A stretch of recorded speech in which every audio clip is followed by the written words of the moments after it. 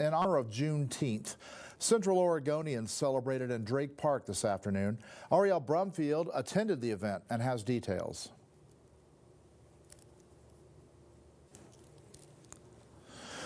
All right, we're having a little bit of technical difficulty with that. We'll just move right along. The state of Oregon has had its first investigator for missing and murdered Indigenous persons. Cedar Gillette has been appointed to the position to work with tribal communities to create action plans, improve data collection, and develop procedures for responding to missing persons. The U.S. Attorney says the position is in response to a disproportionately high level of violence among tribal communities. Oregon is one of 11 states to have this type of investigator. The Oregon Department of Transportation has posted plans online to improve traffic, walking, and biking conditions in the Wickiup Junction area of Highway 97 north of Lapine. One of the options would create a multi-use path along the side of the highway connecting the area to Lapine. There could also be 2 new roads off the highway to Burgess and Huntington roads, as well as improvements to side streets for local traffic. The plan also proposes new turn lanes, possibly adding a traffic signal in Roslyn Road and a roundabout at Huntington and Burgess roads. You can provide comments until July 3rd. You can also find a link to the plans on our website, ktvz.com, or on our News Channel 21 app. Temperatures will drop a little bit this weekend. Then another warm-up is in store.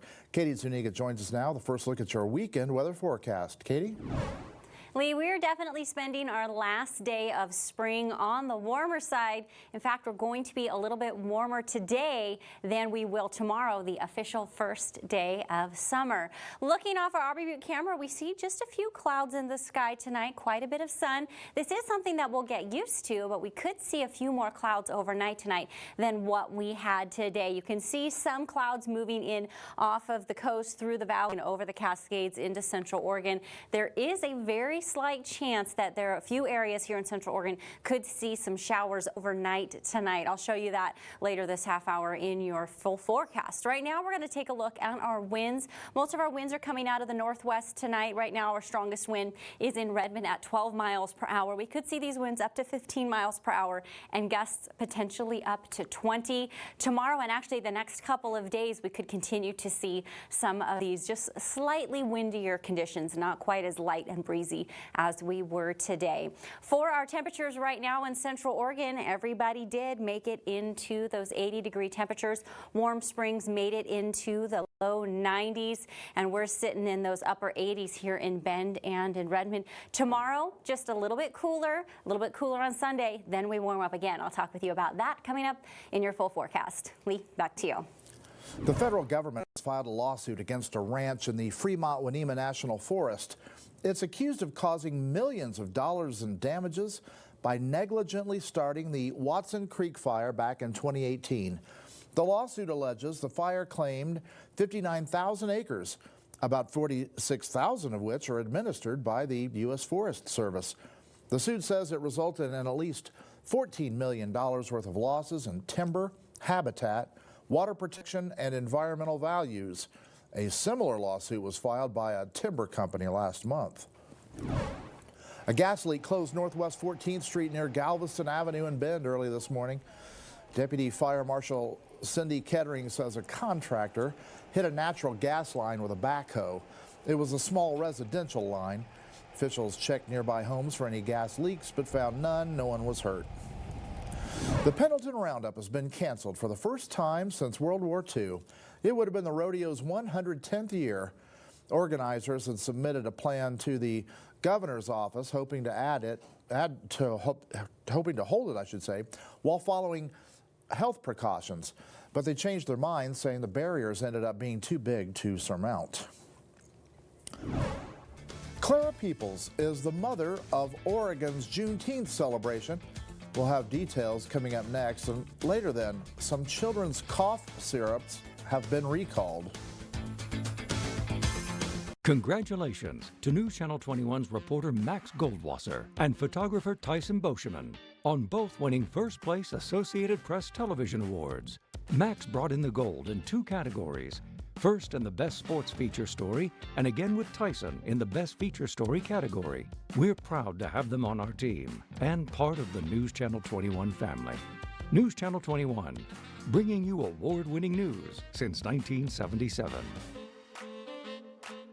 Kindness makes a world of difference at Wilson's of Redmond. Donate $50 or more to charity and save more than ever before on stressless seating. Save at least $300 on stressless recliners and office chairs. Plus save hundreds more with $200 off every sofa seat you buy. There's never been a better time to help others and fill your home with the unmatched comfort of stressless seating. Be kind and save generously at locally owned Wilson's of Redmond. Bring on the summer, take away those cloudy days. I wanna wake up to the summer haze. Bring on the summer and live life outdoors with Patio World. Visit our showroom to experience the largest selection of outdoor furnishing in Oregon. Enjoy the summer in your outdoor room with great furnishings from Patio World, where quality matters. So bring on the summer. Join the Family Feud Fun weekdays at 2:30 on Fox Central, Oregon. In honor of Juneteenth, Central Oregonians celebrated in Drake Park in Bend this afternoon. Arielle Brumfield attended the event and has details. Many people poured into Drake Park on Friday afternoon to celebrate Juneteenth, which is recognized by many as the day that slaves were officially freed here in the United States on June 19th, 1865. It was far different than some of the protests we've seen here in Central Oregon today. It was simply about celebration and peace. January 1st, 1863 is when President Lincoln's Emancipation Proclamation became official, but it wasn't for another 2 years that all slaves were free. Participants in Central Oregon gathered to celebrate the freedom for all. And I've been trying to educate people, so most people think that, July 4th is our Independence Day. But little do people know, 2 years after the Civil Rights Movement, there was still slavery alive in Texas.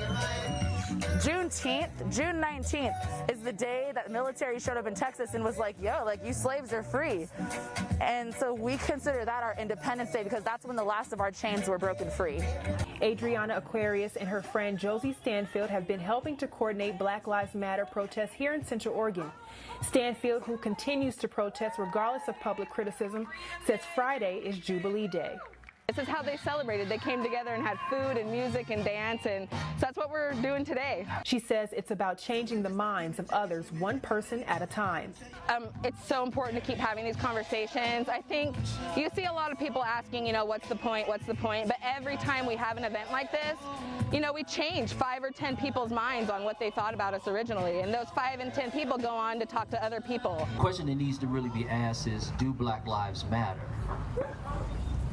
The answer is yes, they do matter. Speakers like Terrell Young took the mic and shared a list of contributions and inventions by Black people in the United States. He shared with me the significance of why this is important.